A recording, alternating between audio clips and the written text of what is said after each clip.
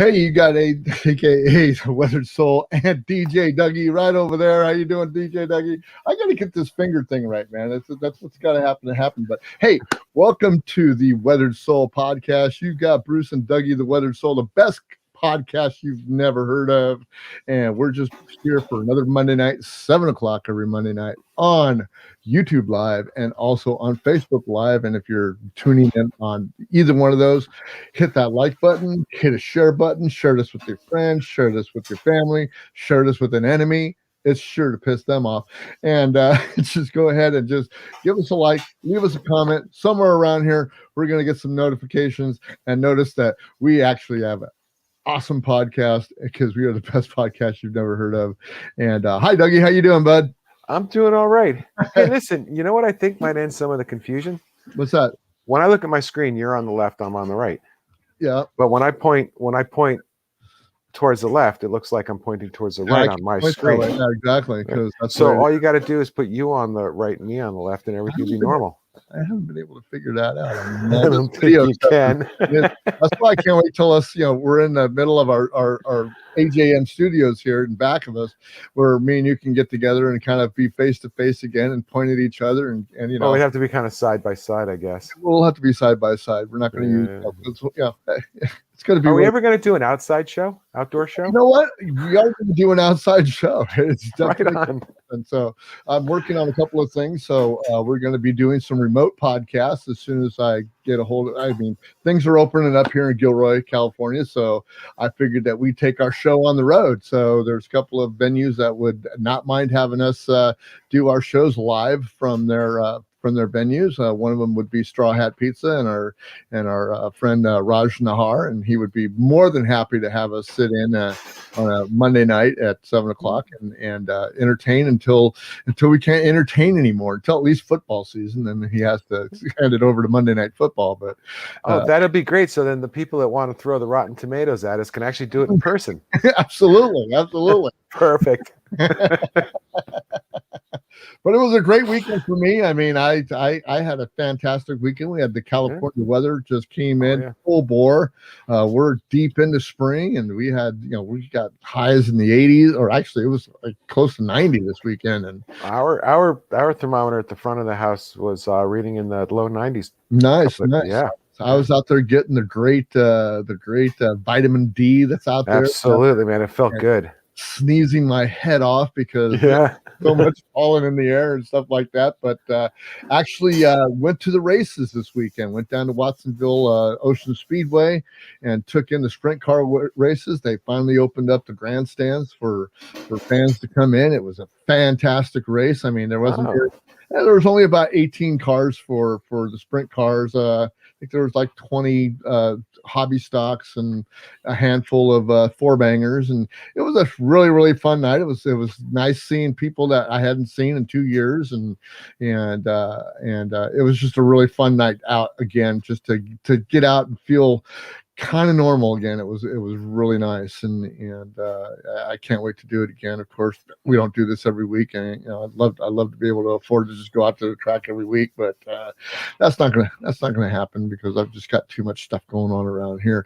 I apologize before we get into this podcast because I was gonna do something on the gardening today, and it just didn't work out. I didn't have time. I've been trying to work on some of the backgrounds and some of the overlays to the show, and time just didn't get to the point where I was able to download the videos and stuff. But I really wanted you guys to follow me in the gardening section of the podcast, where I actually show you what I'm doing in my garden, how I'm cleaning stuff up, how things kind of evolve around my garden as the days pass by.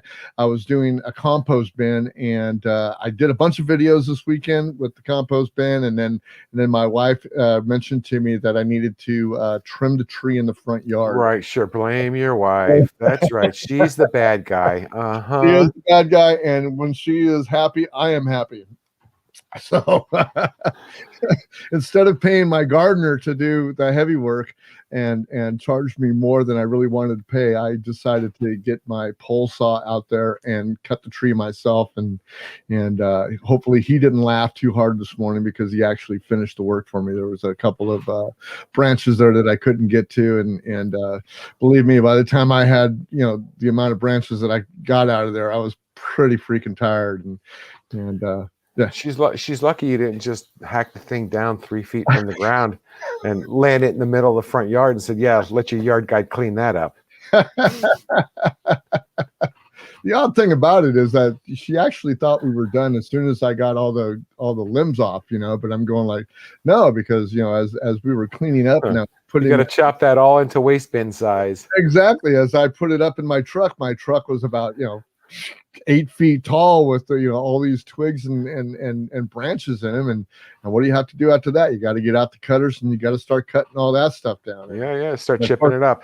And I don't get rid of anything. So when Dougie the Pyro comes over my house this next weekend, he's going to be able to make a great big bonfire out in our backyard, because we got lots of good dry wood. Because most of the stuff that I did cut off there was dead. It was dead. It was pretty dry. And excuse me here. And so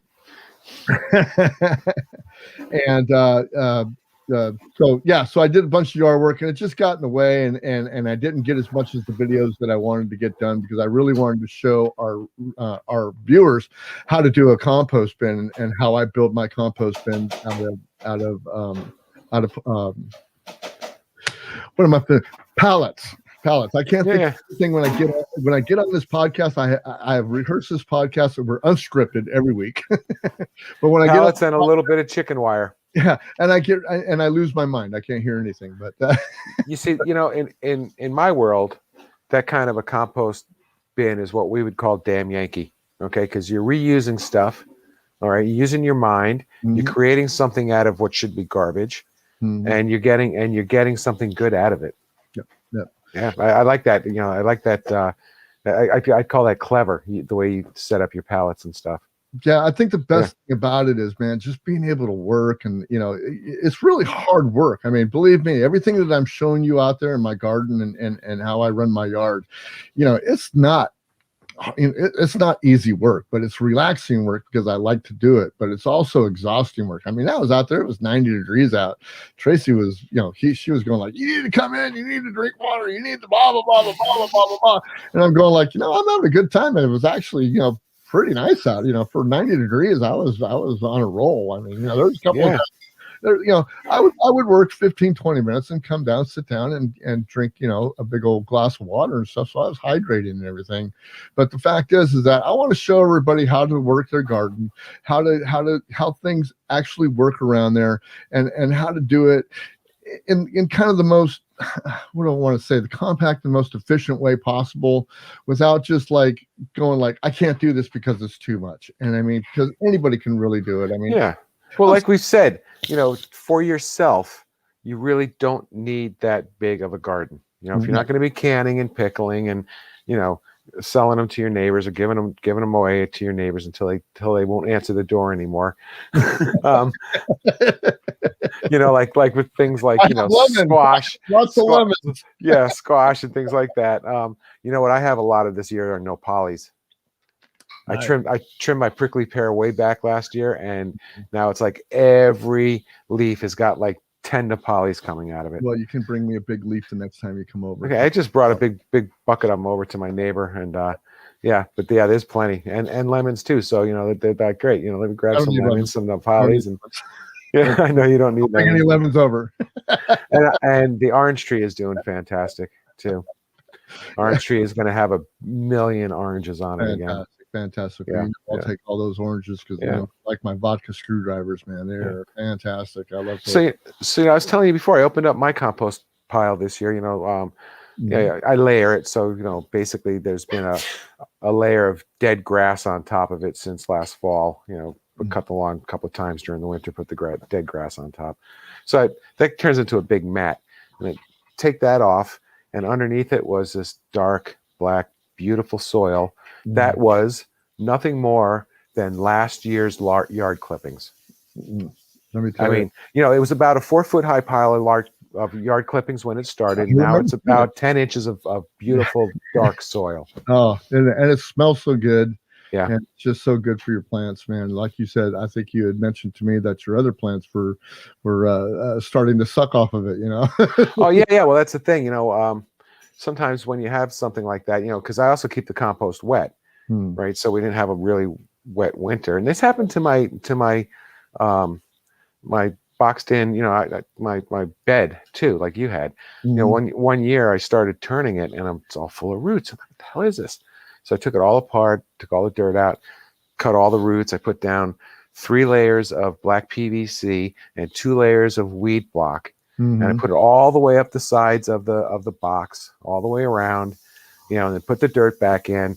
And it lasted probably 2 or 3 years before the roots finally, penetrated through it again. Right. But that's it. The trees know that that's a good source of nutrients, and it's wet. And somehow they figure it out. They either talk to the worms or whatever they're doing, but they're smart enough to know where that stuff's coming from, and they go straight to it. Yeah, roots are smart for sure, man. Roots are smart for sure. But yeah, when I was looking at my compost bin this weekend, I was just going like the amount of earthworms that was in there was incredible. Oh, that's a good sign.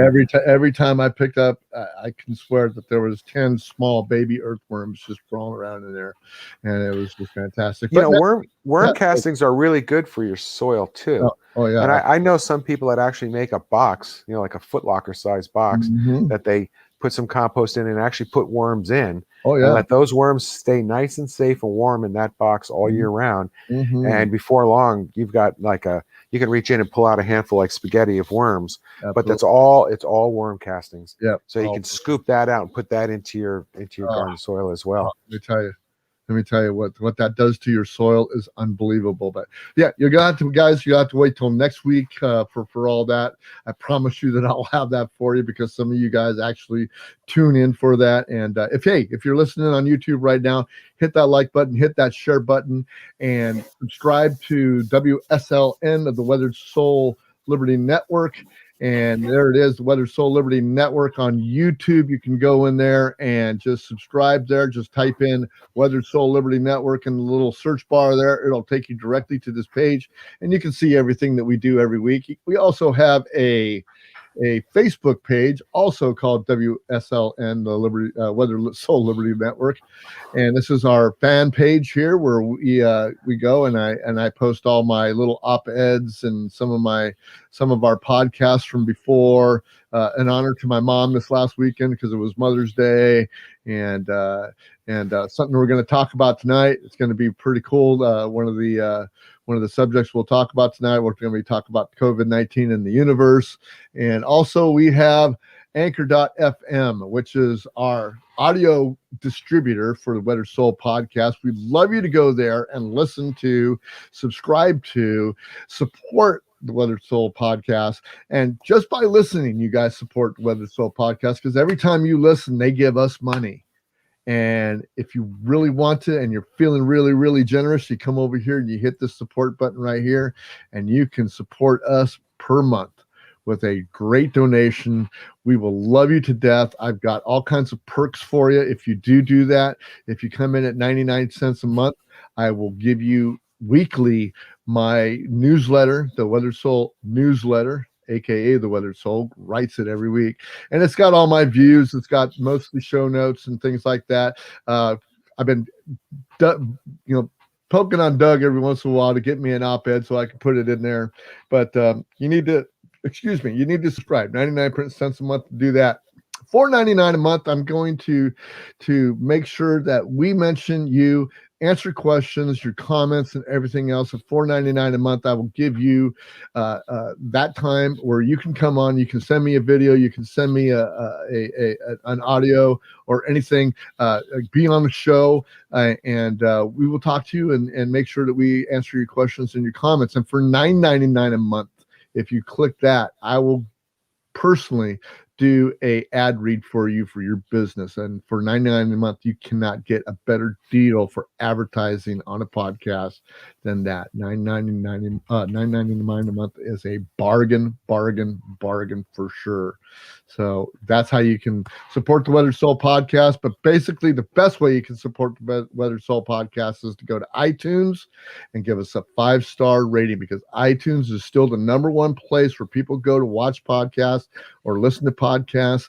And if you go ahead and you do that, then that raises us up the charts. It makes us more visible so more people can see us. And I would appreciate everything that you guys do to put in a recommendation, a comment, a question, whatever it is. Dougie will like, he'll smile, Doug. So you get a smile like that, and that's worth $1 billion. So yeah. Hey, you know what? Our really good fans can do too is they can go to anchor.com and they can subscribe and they can listen to the podcast. Maybe I should say they can play the podcast. It doesn't matter. You can even turn the volume down, go grocery shopping or something. But hey, at least let it run. Exactly. I mean, come on. We're just asking, let's be white noise on your way to work, or or just like I said before, yeah, like you said, just turn it on and just let it play. The best thing you can do is subscribe to one of your podcast catchers that you have. If you just subscribe there and tell it to download every week, that's another download for us. So it's easy to support us, and we do a unique show. We've had very many comments about how unique our show is, because we're not scripted. We don't have a script. I mean, me and Doug come in with some topics and stuff that we want to talk about, but actually what we'll do is we'll go off into tangents and stuff and try to come back to the original content. But I guarantee you, this is what me and Dougie do every week, a couple times a week, sometimes on the phone, and just this one time during the week where we get together and we have our little conversation, and sometimes we agree with things, sometimes we don't agree with things, sometimes we get heated, sometimes we just laugh along with each other and just laugh at each other. So it's and we always appreciate we always appreciate other people coming in and joining the conversation too through the comment box. Absolutely. Anybody who wants to comment, we got a thumbs up on the podcast already today. So whoever's out there watching us, we thank you for watching us. And I just had a very interesting topic to think about tonight, because we've been going through this COVID now for more than a year, and I was thinking about vaccinations. I was thinking about herd immunity. I was thinking about all these things that we've been, and I really don't know how long we've been on this earth for, what, can I say billions of years? I'm not sure if we've been on the billions of years. But no. It depends on who you talk to. Yeah, billions of years. No, not even millions of years. Okay. No, maybe as we are, or as life is. As we are. Yeah, maybe 500,000 years if you talk to the scientists, and 6,000 if you talk to certain church people. Certain church people, yeah, exactly. Certain church people. Exactly, certain church people. And that's fine too. I don't want to knock that, but yeah, exactly. Oh, absolutely. Yeah. I mean, I'm a man of faith myself, but I don't subscribe. But regardless of whether it was 6,000, 10,000, 40,000, or 1.5 million years ago, since we've been here, I have an interesting theory. Yes, I know. A very interesting theory. Go for it. And Dougie kind of went, So I'm going to say, hey, look, we've had lots of pandemics throughout history. We've had pandemics, endemics. We've had the bubonic plague. We've had smallpox. We've had all kinds of things. And one thing came to my mind when I was really thinking about it. Maybe I was just drinking too much, or maybe smoking a little bit too much of my wacky tobacco, because we get to do that here in California. But I was wondering if all these viruses, or these pandemics, or these epidemics that we have, are Earth's way of trying to vaccinate itself from us. Well, that's a very good point. And life is funny, but life works the same wherever. If we're going to start philosophizing, I just want to say one quick thing that might help. Okay, so I got when I was on Facebook, I got a message from a friend of mine who was sitting on his porch contemplating life one time, and he was watching a line of ants going up a vine and cutting a leaf and bringing the pieces back down. Mm-hmm. And he thought, what a perfect, society, how organized it was, and, how they respect, the environment, and they don't, pollute with cars and, whatever radioactive stuff. And, I had to reply to him like, my friend, those ants will eat that vine until it's dead. And if they can't find another one, then they will be dead. If they can find another one, then they will eat that one until it's dead. That's life. Yep. All right. So here we are as life. And you can take it from a microscopic organism all the way to us, or even if there is a more intelligent life form on this planet than us that can contemplate these things, Mm-hmm. right? It doesn't matter. It's all the same. Life is the same. You try to multiply, you try to take advantage of your resources, you use up your resources as you need them. Right. And when they're all gone, you die. Because one of the biggest things that I was looking at when I was talking about the things that we've been contemplating is I wanted to show something to somebody. This is one of the pictures that really astounds me. So this is a picture of the universe right here. This is our picture right here. Well, this is a picture of our solar system. Excuse me. No, that's a picture of a galaxy. It's a picture of a galaxy. It might be our galaxy. It might not be our galaxy. But actually, you know what? It's not a picture. It's an artist rendition. It's an artist rendering. Yeah. But it's an analogy of where we are in this universe, and out of the great expanses of our universe. Not even in our solar system, even in our galaxy, we are just a speck, a speck. Yeah, when you think about it, it's almost enough to make you like fall over because it's so overwhelming. I mean, when you really think about how tiny we are in the grand scheme of things, it's amazing and it's significant also. I mean, this is how it really is. That's how insignificant we are. I mean, even if that was correct, where we are, we're here. I mean, even if that was correct, this is the artist rendering of, the solar system or the galaxy, whatever we are, and we're here. And right in here, our sun's in here. This isn't our sun right here. That's not our sun. Our sun is along with us in here. So, I mean, it's amazing how insignificant in the universe that we are. So why wouldn't it be just as significant with the earth as a living breathing entity, because that's what it is. I mean, it rotates on its axis. It's got a core that keeps it alive. It's got a crust that continually shapes and forms itself. It's got ocean that regenerates itself. Why wouldn't it want to get rid of something that was trying to destroy it? Because if we're talking about man, and we're talking about what we're talking about today, when we talk about popular subjects and stuff, when we talk about climate change or global warming or global cooling, whatever the case may be, pollution, whatever, why wouldn't the earth be smart enough to want to try to get rid of the parasite that is invading its body?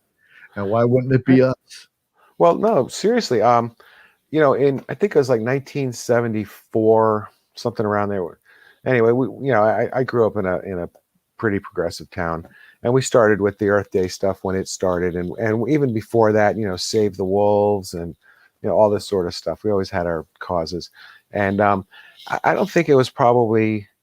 I mean, I was still just a young kid before I figured out that don't save the Earth, save yourself. The Earth doesn't care. It will be here for probably a few billion years after we are gone, and not even if we are perfect shepherds of this planet.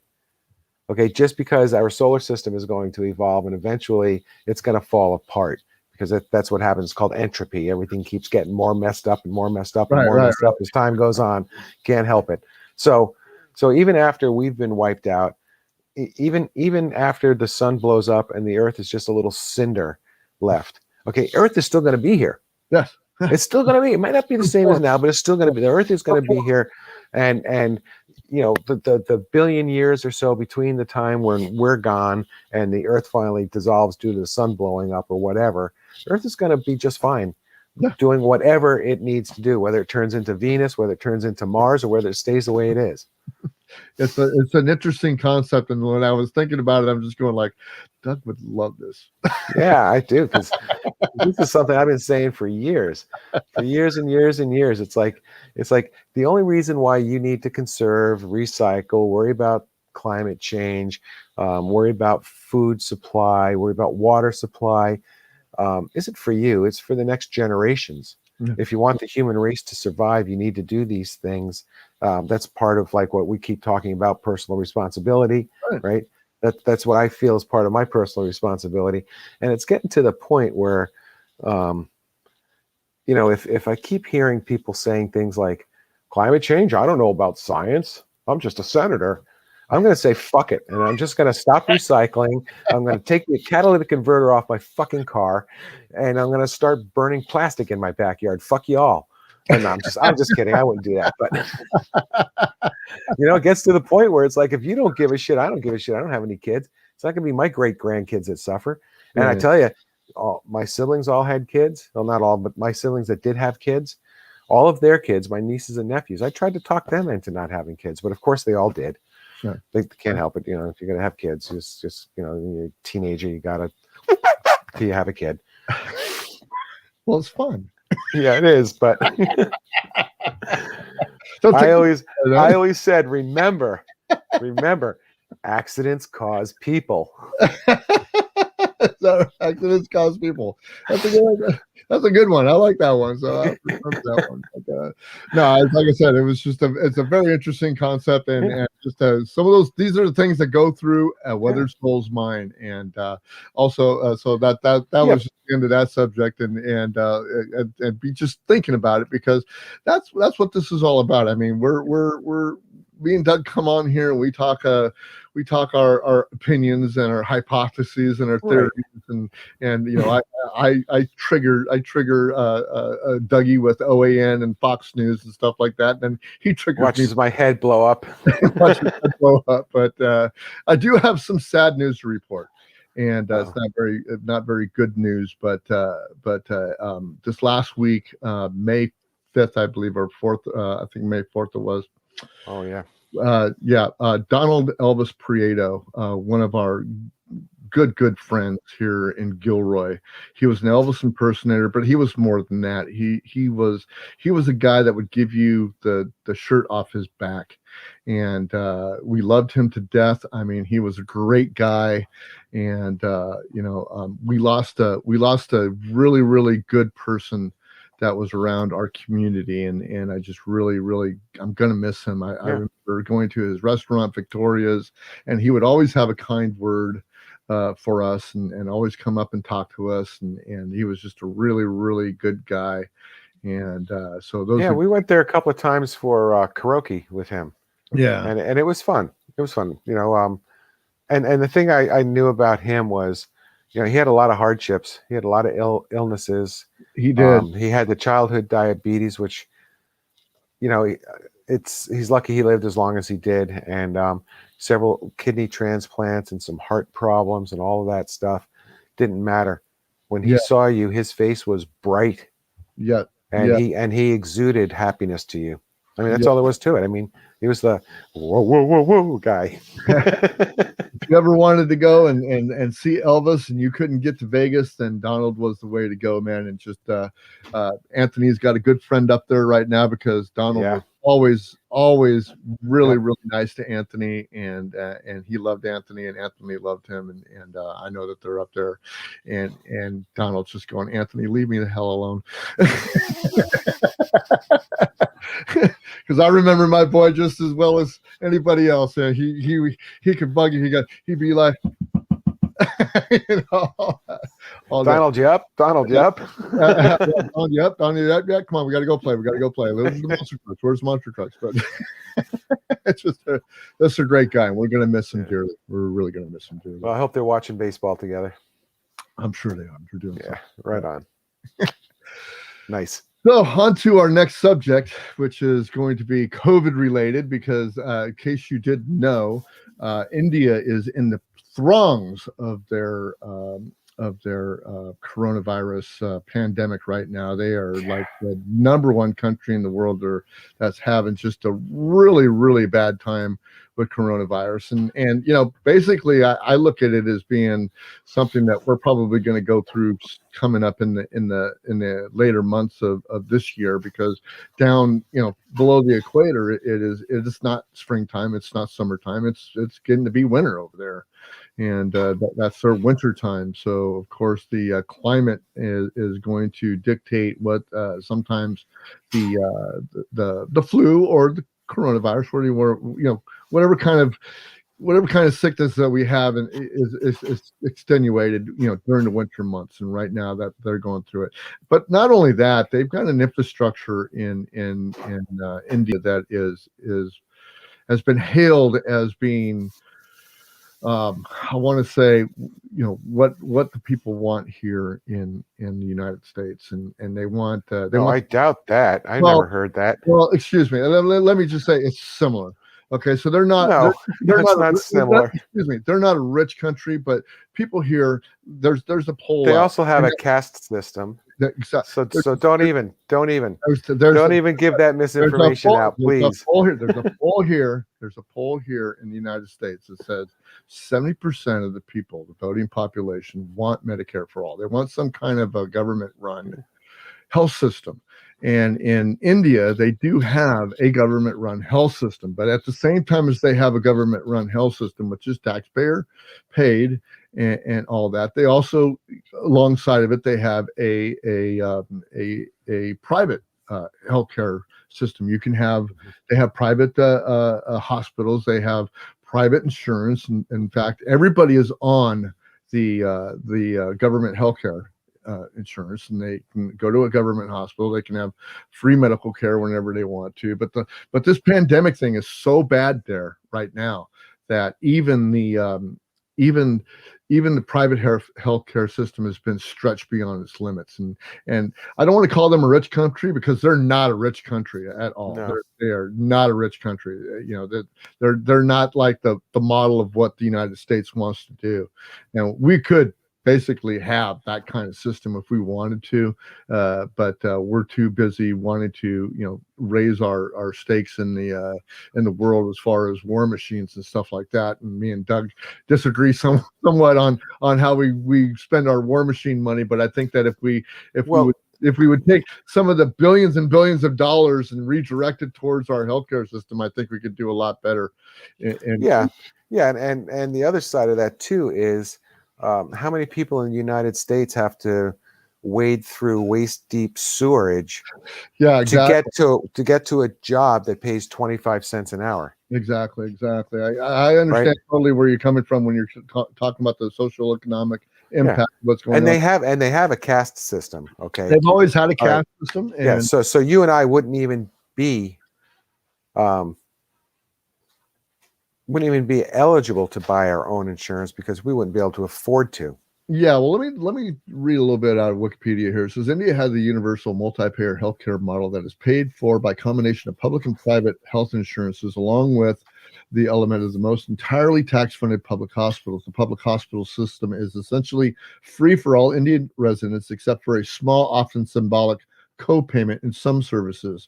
At the federal level, and a national health insurance program was launched in 2018 by the government of India called Asuriam Bharat. I really don't know how to speak Indian, so forgive me, guys. This is aimed to cover the bottom 50%, 500 million people of the country's population working in the unorganized sector enterprises of having less than 10 employees, and offers them free treatment, and even at private hospitals for people working in the organized section enterprises with more than 10 employees and earning a monthly salary of up to 2,100, I guess that rupees, are covered by a social insurance scheme of employee state insurance, which entirely funds their health care along with pension and unemployment and benefits in both public and private hospitals. I'm gonna stop right there for a minute, because I've got to speak to something that happened during this pandemic with India, and when they locked down.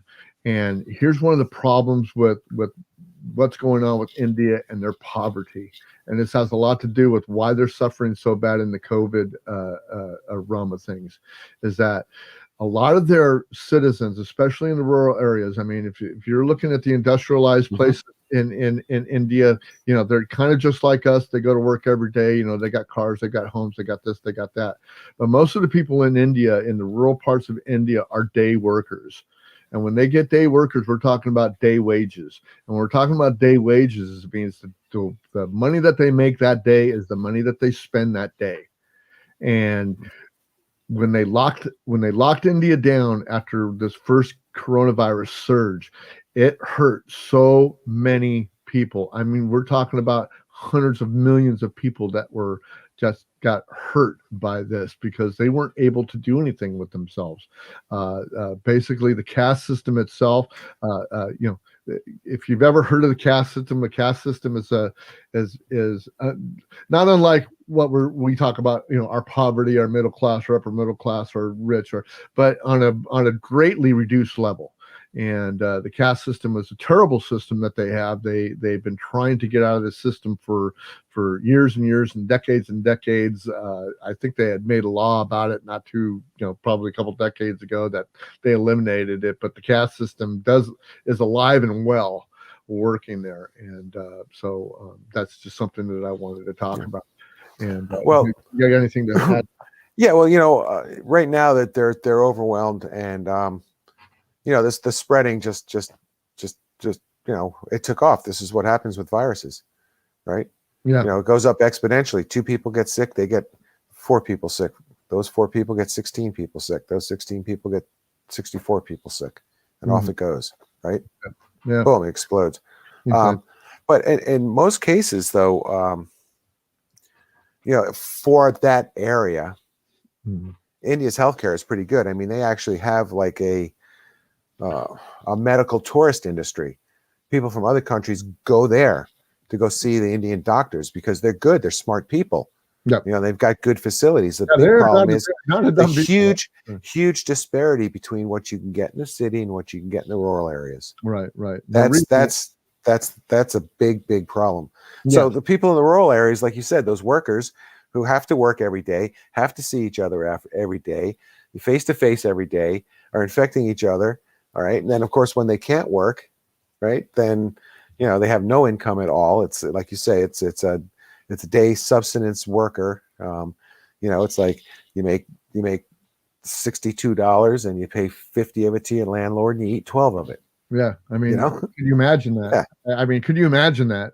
I mean, it sounds like how I lived when I was in college. Yeah. Yeah, you're a college student all over again. But. Yeah, but I wouldn't want to do that as an adult. Yeah, no. And then on the flip side, I've got a NPR article about, and I'll show you the headline of the article right here. Says one of the world's poorest countries has one of the world's lowest COVID rates. And I want to read something about it, you guys. Yeah. It's a very interesting article from Jason Beaubien, I guess. You know, you read NPR. Tell me what his name is. Anyway, Haiti. Yeah, Haiti, of all places. Of all places, Haiti has one of the lowest death rates from COVID-19 in the world. At the end of April, only 254 deaths were attributed to COVID-19 in Haiti over the course of the entire pandemic.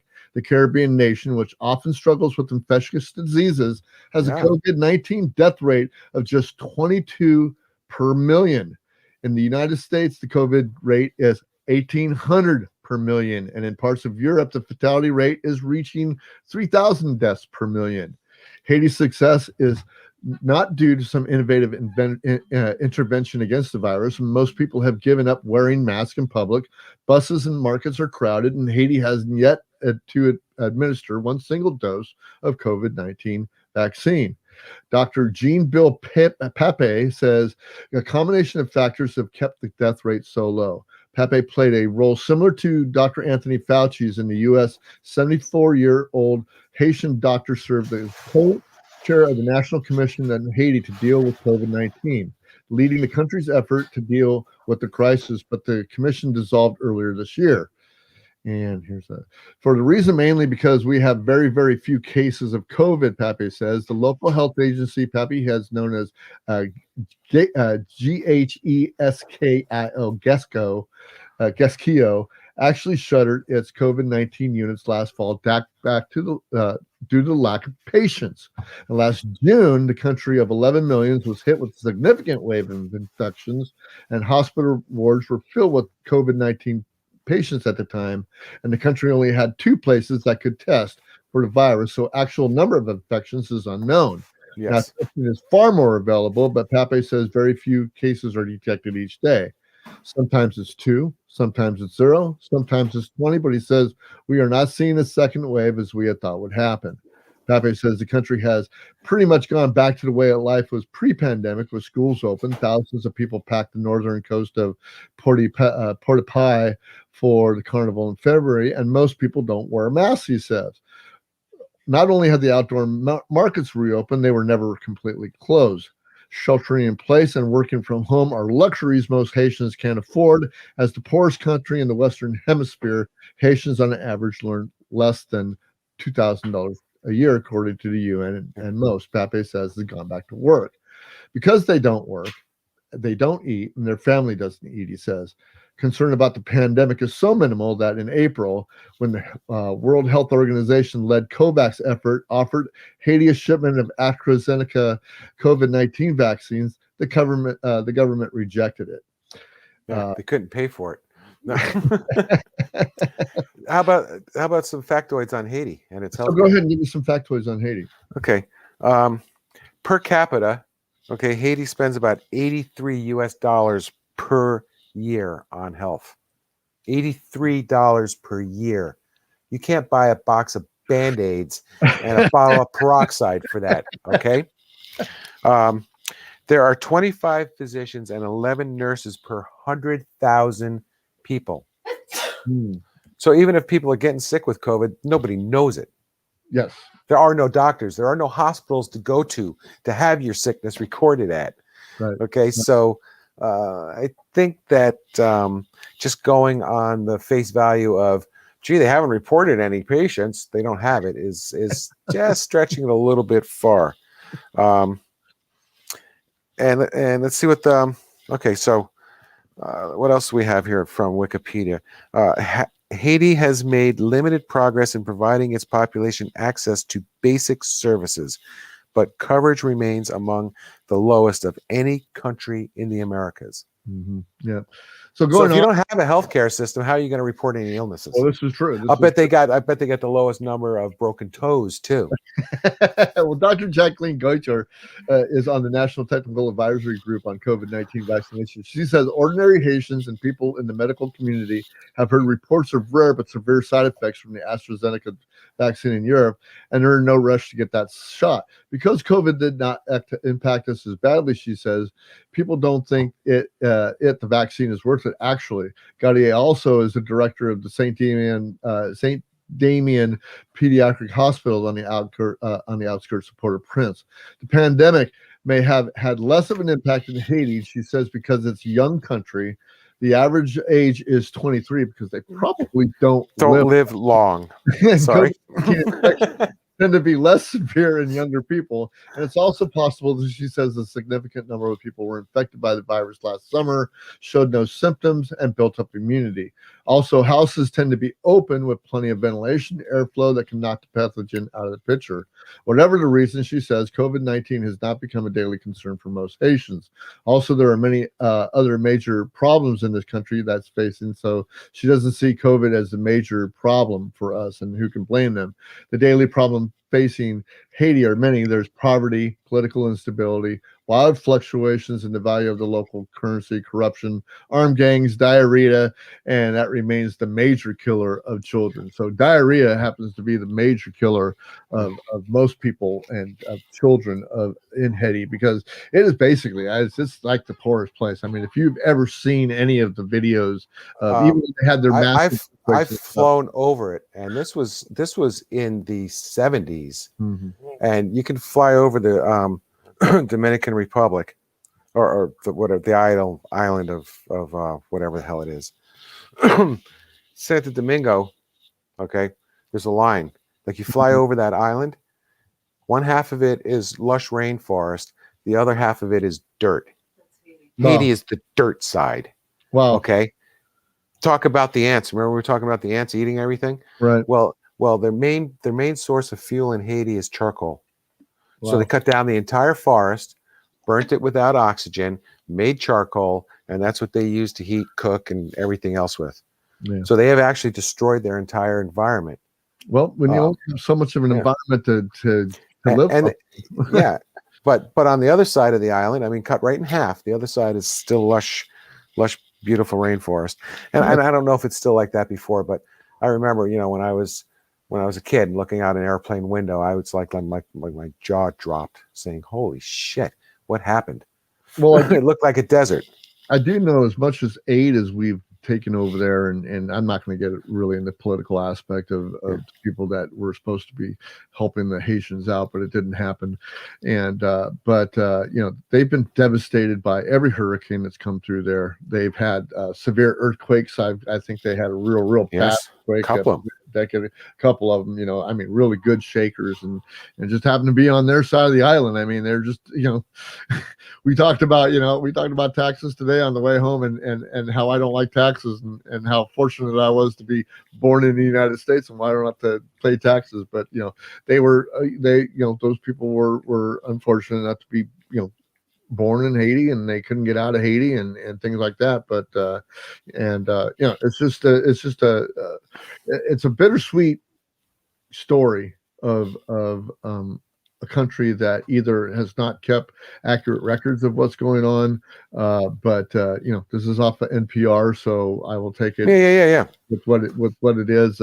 I've been cruising a lot of different websites that Dougie has been given to me, being able to pull off some of the same stories that I get from OAN and Fox News, just with a different little twist, probably the real twist, but I thought it was more interesting, and I'm just tired of the sensationalizing with most of the other stuff. So now if we go right, so we go to the Dominican Republic, same island, same people, basically the same people. Yeah.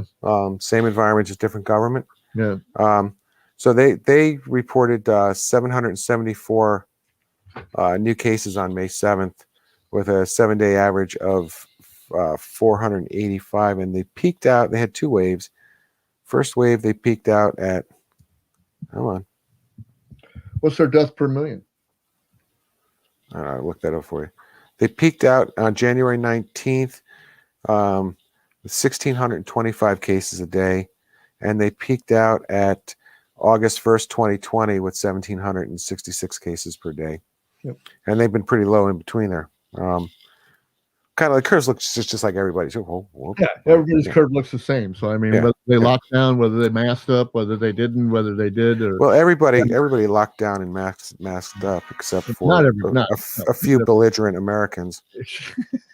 And the curve was still the same. So because a few belligerent Americans don't change the curve. They just make themselves look bad. Well, you laugh, but people who didn't wear masks, that's what they get. You're a belligerent asshole. Screw you. You didn't help your community out. Don't expect your community to help you out when you need it. They do. Yeah, of course they will. That's the way. That's the way. And they'd be the first to say, "How can my government let that happen to me?" That's the way we are. Yeah. So the CDC is saying avoid the Dominican Republic. It's got very high COVID rate and all that. So why does Haiti right next door have zero? Yeah, it's because they're just not reporting any, folks. Come on. Yeah. Or the fact is that there's nobody older than like 40. And it could be. I mean, that could be very well the answer right there, is because the age of the people there is just astounding, and COVID doesn't affect them as bad. Yeah, and there's and so in that case, with no government intervention and no health care, they've been able to survive the COVID crisis just fine. Or well, who knows? Virtually unscathed, but we'll see. We'll see. I mean, they're still digging bodies up from the. They don't even know how many people died in the earthquakes. They have no idea. There's no records. There's nothing. There's nothing. No government. We should try that here. Yeah, we should see how long you last. But it doesn't come without controversy. And the Atlantic, which is a very, very left-leaning progressive side of news items, has something to do or had something to say with the Indian side of the pandemic that's going on right now. And this is a little piece that said that, let me see, here's the headline here. This is what happens when rich people do nothing. And, and you can take this for what it's worth. I take a look at it and I go like, it's government the way government is always run.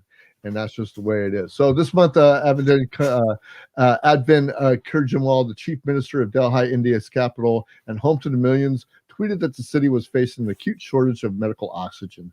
The message was illuminating on a number of levels. First, his resorting to the social media rather than working through official channels points to a lack of confidence in Prime Minister Modi's government. Though it's also at least partly because Kurwanjawi doesn't belong to Modi's party. Second, Kurwanjawi tweets emphasizes how Twitter's become a principal means why Indians appeal for help. Individuals' tales of the people finding oxygen in hospital beds via Twitter cannot hide the reality there will soon be no beds left, medicine's running out, and there aren't enough ambulances to carry the sick to get care, nor there are enough vans to carry the dead to the graveyards. There aren't even enough graveyards, nor enough wood to burn the necessary pyres. Laying the blame for India's coronavirus disaster, hundreds of thousands of new cases and thousands of deaths each day, both of which certainly a huge underestimate at Modi's feet would be easy. Certainly much can be attributed to his government after the virus landed on India's shores. He imposed a brutal shutdown, one that largely hurt the poorest, most vulnerable, just like us. Well, it always does. That's what will happen. Without consulting the nation's top scientists, yet did not use the time to build up the country's healthcare infrastructure, and his administration offered little in the way of support for those who lost their job or income as a result of restrictions. Rather than taking advantage of low case counts in prior months, his government offered the air of triumphalism, allowing enormous Hindu religious festivals and crowded sporting competitions to go ahead. Modi's ruling high Hindu nationalist party has been accused of hoarding life-saving drugs and has held mass election rallies, come super spreader events that would make Donald Trump blush. This is to say nothing of how authorities have used the pandemic to evoke a draconian colonial area law to restrict freedoms, while Modi's government at various points blamed the minority groups for outbreaks, arrested the questioning journalists, most recently demanded that the social media platforms, including Facebook and Twitter, deleted posts critical to the authority and ostensibly a part of the fight against the virus, which is really interesting because we have that same problem here with Facebook and Twitter with deleting stuff that Americans should read, and apparently Facebook. Well, you shouldn't get your news from Zuck, and and you shouldn't give a shit if it's on there or not. Call him Zuckerfuck because that's what he is. Anyway, and who gives a shit whether it's on there or not? You shouldn't be getting your news from there. No, because why don't you just get your news from your Yahoo Mail? I mean, come on. If that's what you're going to do, then you deserve to get what you get. But I need to ask you one question about that article you read. Yeah, go ahead. Okay, so you're saying about the poor people. So what are you saying? Should we all die just so the poor people don't lose their jobs? I mean, really? Honestly, no. I mean, that's a hard, cold, dumbass question, but I want to know the truth. Would you give up your life so that somebody who would lose their job in a lockdown can keep their job? I just want to know. Yes or no? I've got a good answer for that. I've got a good answer for that. I mean, please. We have yes or no printed trillions and trillions of dollars already. Yeah, but I'm talking about India, who's not us. I understand. Okay, and everybody's saying that lockdowns are so bad, they're so mean to the poor people. I don't want to die so some poor person can keep his fucking squalid little apartment. I don't really care. You want to get down to it. I'm sick of hearing this shit. But I'm telling you, it sucks for them, and I don't want them to have to suffer. But you know what? I'm not gonna die for them. Okay. I'm not gonna, and I shouldn't be expected to. And anybody who says that it's bad, that I should be endangered, right? Why don't you just like pour noxious gas into the atmosphere and let us all breathe it and say, oh geez, well, we can't stop doing it because poor guy at the noxious gas plant's going to lose his job. Yeah. Hey, you know what? I'm not going to disagree with that, but what I'm going to put in is that we have printed trillions. Let's just take America. Let's leave India over here. Let's just take America and the poor people and the small businesses and everything that has suffered in America. If you listen to Jimmy Dore podcast, and I listen to the Jimmy Dore podcast all the time, he's a very progressive guy. He is so far left it's not even funny. But he makes a very good point where a lot of countries, when they locked down and everything, they actually paid their people to stay home. I mean, that's what I said all along. They paid their full salary. Yeah, I said that all along. And you know what? We would have too if the fucking Republicans weren't in charge. That's not true. That's not. Yes, it is.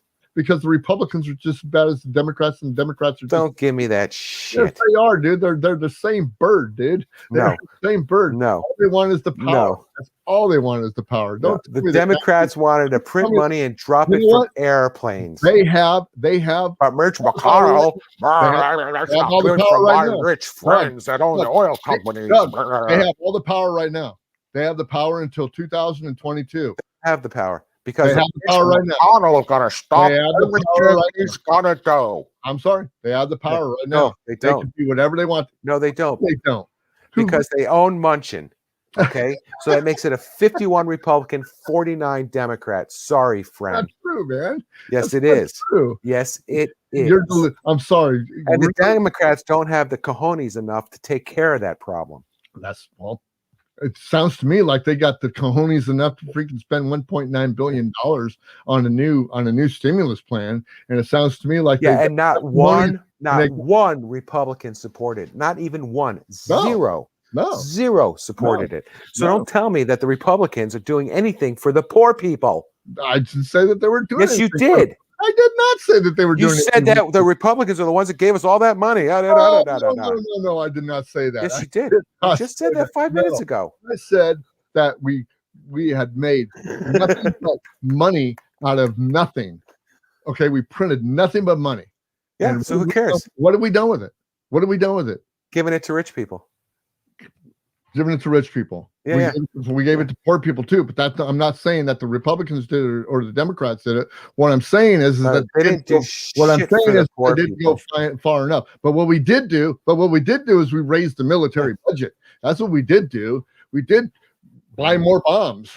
Okay, which because that creates jobs. Which Jimmy Dore says that if we would have taken that money that we gave to the military, we could have ended homelessness with the billions of dollars that we spent on that. You want to end the homelessness? Why don't you take it away from the military industrial complex? I mean, why do they need to have billions and billions of more dollars every year? What's wrong with the budget that they have? So that's what I'm talking about when Jimmy Dore says something. Because for Mitch McConnell's rich friends. When Jimmy Dore says something about going ahead and saying they're not paying their people, they're not giving us Medicare for all, they're not giving us a 15-hour minimum wage, and a lot of these things I don't agree with, but a lot of the things he's making sense with because other countries are doing it and other countries are surviving with it. And that's just the way. So why aren't we doing it here? Well, why aren't we doing it here? You tell me why. Because it's not making money for Mitch McConnell's friends. Bullshit, dude. That's bullshit. That's bullshit. It's not Mitch Building McConnell. airplanes and airplanes makes money for his friends. Mitch McConnell hasn't had any power since January 6th. Bullshit. Since January 6th, zero has been done. Oh, God, man. You just don't know how it works. God, you don't know how it works. Dude, the same thing happened in Obama's administration. Okay, so you got Obama's administration. He had 4 years of a superpower of the Democrats in the House. No, he had 4 years of Mitch McConnell throwing up filibusters, filibuster after filibuster, and even things that the Republicans came up with. When they came to be voted on when Obama was in office, McConnell said, no, they'll sit on my desk till Blackie McBlack leaves. Yes, that's what happened, my friend. You know what? That's exactly what happened. all has to do with oligarchs, and it all has to do with corporatism, and it all has to do with who's paying who. And you know it because me and you we both agree with it when it comes right down to it. We know it's all about greed, it's all about corruption, but we are running up on 59-36 right now, man. Oh my gosh. Oh my goodness. It flies by, right? And everybody's going like, hey, listen, I see a going to shoot him. Quick, 10 seconds. Go ahead, 10 seconds. Cindy, I agree with you. This is true. The government is paying people too much unemployment, so they're making more money not working. That should change. Cindy. Got it. And John, you guys are going deep tonight. I might need a beer. No, sir. We love you guys for watching us every week. We love you guys. We love you guys. We love you guys. I can't tell you how excited I am that you guys are listening to us. Hit that share button, hit that like button, hit that subscribe button. Listen to us on anchor.fm because we're there every week. And I try to get this thing out on time as much as I can. And man, I'm telling you what, I've got the greatest co-host right there. And Doug, he is just the guy that makes this place rock. And he gets me up on my, and I want to, but I get him all too. All I got to do is watch OAN. He said explodes. So I'm crushing your head. I'll hold it in. But I tell you what, if you guys go to iTunes and give us a 5-star rating, a comment, give us something out there. We love you guys. We promise that we will be back next week with another show that's just going to be just as exciting as this show. And I love you, Doug, man. You were the guy. I love you too, brother. The #1 freaking co-host of all time, man, for the best podcast you've never heard of. Dougie, say goodnight, Doug. Good night, Doug. All right. We'll see you guys next week on the Weathered Soul podcast. You guys have a nice week.